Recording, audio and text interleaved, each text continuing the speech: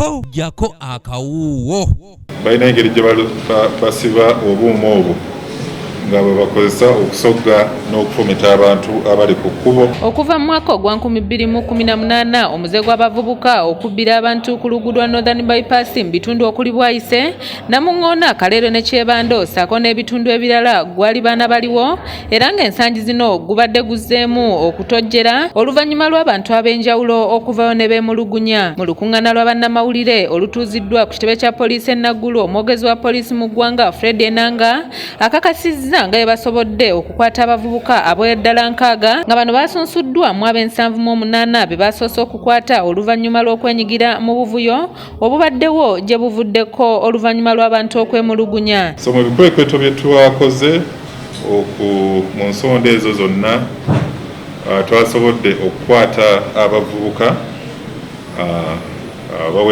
abawerera ddala 6. Bano 6 bye twasobodde okusunsulamu naye ng'ennamba gye twasoose okuko ennamba yabadde 78. Bano babazze beenyigira mu bikolwa eby'effujjo, eby'obukambwe, ebyokunyaga. Enanga agamba nti abasinga basangiddwa n'enjaga, ebissi ssaako n'obuuma obusongovu nga buno badde bambala mu ngalo, olwo ne bakola obulumbaganyi ku bantu nga bakuba emmotoka zaabwe n'oluvannyuma ne babanyaga. Abasinga basangiddwa n'enjaga, basangiddwa n'ebiso n'obuuma buno obusongovu. Oluusi babusiba balina engeri gye basiba obuuma obwo nga bwe bakozesa okusogga n'okufumita abantu abali ku kkubo. Enanga akkatiriza nti bano be bamu ku abo abadde batigomya abantu okuviira ddala mu mwaka gwa 2018 era nga abamu baali babasibako wabula oluvannyuma lw'okujja kw'ekirwadde ki COVID-19 bayimbulwa ne baweebwa ekisonyiwo nga kati badde bazzeemu okutigomya bannayuganda. Naye nga bannayuganda bwe bamujjukira bulungi mu mwaka gwa 2018 twafuna era okusoomoozebwa okwefaananirizaako bwe buti era ne tukola kinene nnyo okulaba nga abakozi b'effujjo bakwatibwa.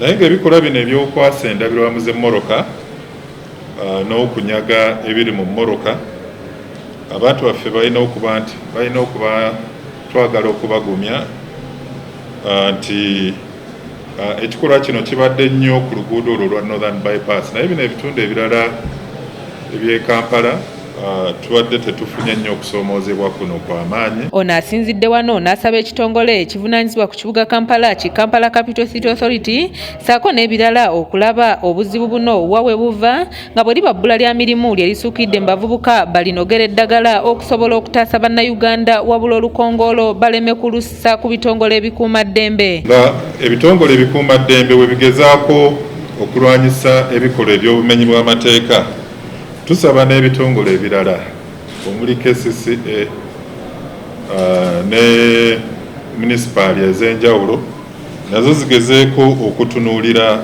ensonga ezisikiriza abavubuka naddala obwavu ebikolwa obwavu obubaviirako okweyiwa mu makubo n'okwenyigira mu bumenyi bw'amateeka.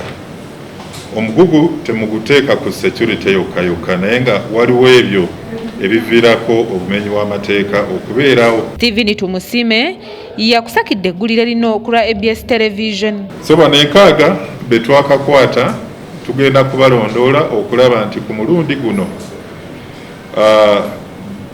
fayiro zaabwe zitambula basobole okufuna